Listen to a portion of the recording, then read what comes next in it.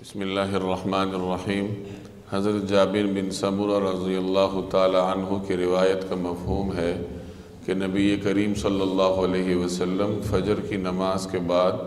اپنی جائے نماز پر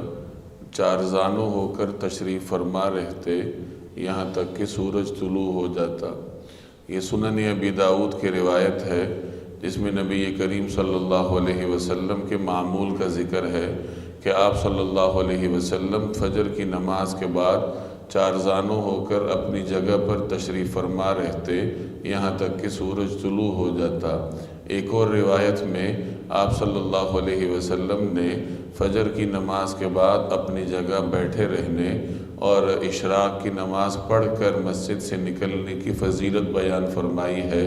چنانچہ سنن ترمذی میں حضرت انس بن مالک رضی اللہ تعالی عنہ کی روایت کا مفہوم ہے کہ جو شخص فجر کی نماز جماعت کے ساتھ پڑھے اور اس کے بعد سورج طلوع ہونے تک اپنی جگہ پر بیٹھا رہے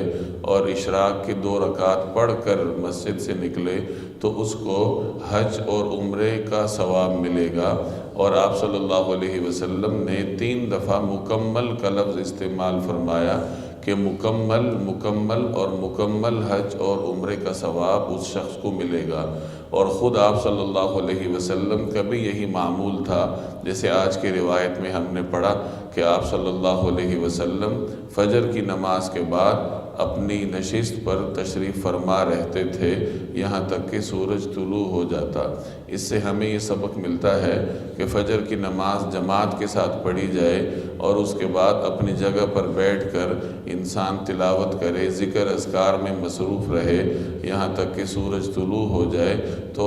2 رکعات اشراق کی نماز پڑھ کر پھر اپنے دنیاوی معمولات کا آغاز کرے۔ اس طریقہ کار پر عمل کرنے سے انسان کو نیکیاں بھی بیش بہا ملتی ہیں اور دنیاوی کاموں میں بھی برکت پیدا ہوتی ہے۔ اللہ جل جلالہ عمل کرنے کی توفیق عطا فرمائے۔